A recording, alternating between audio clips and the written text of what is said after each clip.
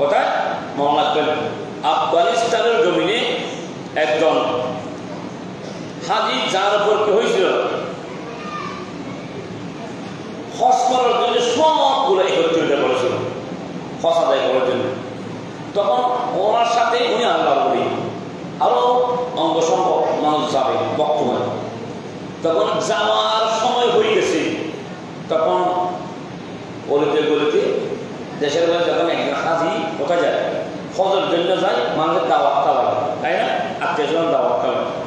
তো ওই আল্লাহর বলি আফগানিস্তানের, যার নাম হচ্ছে শাকিক বলকি রাদিয়াল্লাহু তাআলা। তখন ওনার সাথে একজন মহিলা একটি গাধা মারা গেছে, সাধারণ নিক্ষাপ করে গেছে, নিক্ষাপ করার পর ফুলের মধ্যে সরা আসলো। তখন ওইটা ছুরি দিয়ে কেটে কেটে বস্তুগুলো নিচ্ছে। তখন শাকিক বলকি আফগানিস্তানের বরফ নামের শহরে বসবাস করে। ও মহিলাকে ডাকলো, ও মা, আপনি মৃত্যু প্রাণী কেন সাকু দিয়ে কি করতেছেন, নিয়ে ফেলতেছেন, কেন নিয়ে ফেলতেছেন? ওদের আমি যে এটা তো হারাম।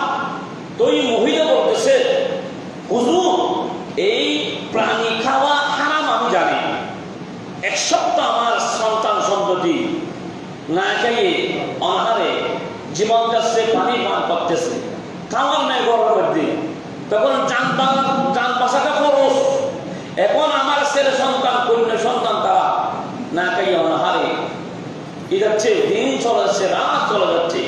আমার বাধ্য হয়েছে আমি সেটা কি করার জন্য, এটা এখান থেকে বস্তুগুলো কি করে নিয়ে আমি রান্না করব ছেলেদেরকে খাওয়া দেওয়ার জন্য।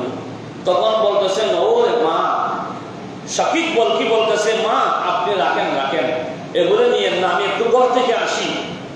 যত টাকা হজ করার জন্য জোগাড় করেছিল, তখন ওই টাকাগুলো দিয়ে উনি বাজার করলো, ময়দা পরিবহন জন্য যত কিছু দরকার ক্রয় করে ওইগুলো ওই মহিলা আফগানিস্তানের বরফ নামক শহরের যে মহিলা সাগরের পরে আপনার গাদা নেওয়া আসার জন্য ছাপো দিয়ে অনেক আপনি বন্ধ করেন, আপনার জন্য আপনার সন্তানের জন্য আমি নিয়ে আসছি এই খাদ্যগুলো, হালাল খাদ্য, আপনি বক্ষণ করেন। সুবহানাল্লাহ। উনি বলতেন, আমি এই বছর হজে যাব না, আপনার পরিবার সন্তান সন্ততি আল্লাহর কাছে করেন, সকল আদায় করেন, আল্লাহর ইবাদত করেন, হালাল ভক্ষণ করেন। তখন শাকিক বলকি রাদিয়াল্লাহু তাআলা সেই বছর হজে গেল না। যারা যাওয়ার জন্য বক্তরা ওরা চলে গেছে। তখন আল্লাহর পক্ষ থেকে আরাফাতের ময়দানে মানুষ যখন একত্রিত হয়ে যায়, তখন আওয়াজ আসতে, গাইয়ে আওয়াজ, শেখ সহ, তখনকার শেখ সহ যত হাজিরা গেছিল, তখনকার প্রায় 6 লক্ষ হাজির ছিল। যা হাজি বোঝা যেটা কয় লক্ষ, 6 লক্ষ হাজিগণ। তখনকার কম ছিল মানুষ, জাহাজে করে যেতে হতো, তাই না? ওটের পিঠে করে যেতে হতো আপনার, তখন এক একজন হেঁটে হেঁটে যেতে হতো। তখনকার 6 লক্ষ প্রায় হাজিগণ।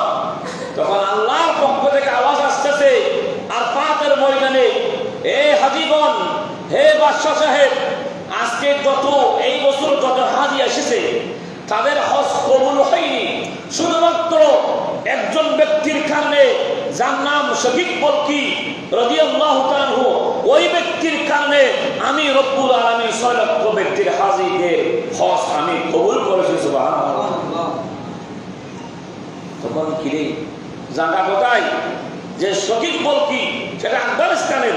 তো আফগানিস্তানে যারা গেছিল আফগানিস্তান থেকে, তারা তো বলতেছে, কি রে, আমরা তো ওনাকে এখানে আমরা হজ করার জন্য এসে গেছি, হুজুরতে থেকে গেছে, ওনাকে আমাদের পীর সাহেবের নাম শাকিক বলকি।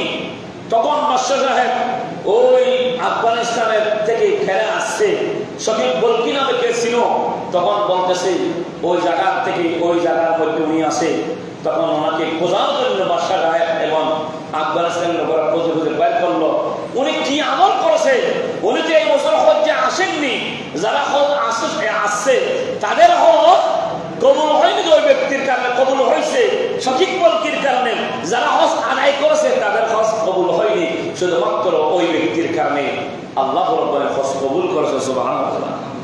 দেখেন কি জিনিস, আল্লাহ ওই তাকওয়ার কথা বললাম যে একটা সাইজে, আল্লাহ টাকা চাই না, আল্লাহ পয়সাই চাই না, পশু পাখির রক্ত চাই না, আপনার দিনে কি চাই, আমি আপনি কি করতেছি ওইটাই আল্লাহ চাই।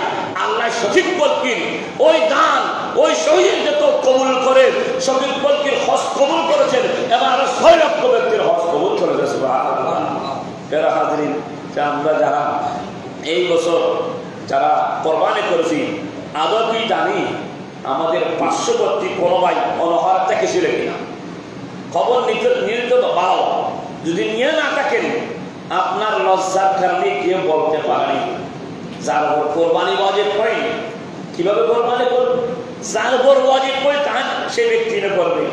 আপনারা খবর নিয়েছেন কি জানি না, মনে রাখবেন যারা এখনো পর্যন্ত খবর নেননি, আমরা যারা কোরবানি করেছি আপনাদের সাথে আমিও তো আসি, আমার উপর কোরবানি ওয়াজিব করেছি, আমিও কোরবানি করেছি।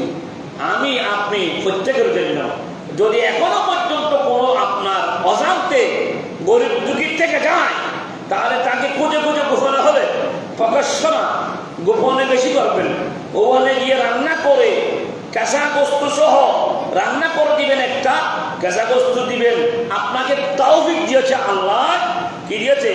একটি গরু আপনি আগামীকালও জবাই করতে পারবেন, তাকে তৌফিক দেননি কেন? এটা আল্লাহর পক্ষ থেকে মেজবানি।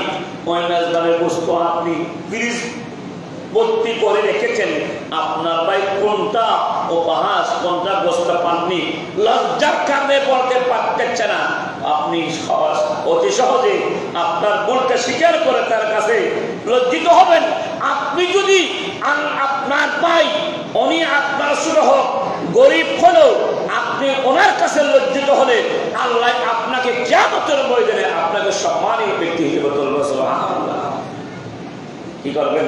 এই শিক্ষা শুধু আজকের জন্য না, এই শিক্ষা সারা জীবনের জন্য, এই শিক্ষা শুধু আপনার জন্য না, এই শিক্ষা আপনার ছেলের জন্য, এই শিক্ষা আপনার কল্যাণের জন্য।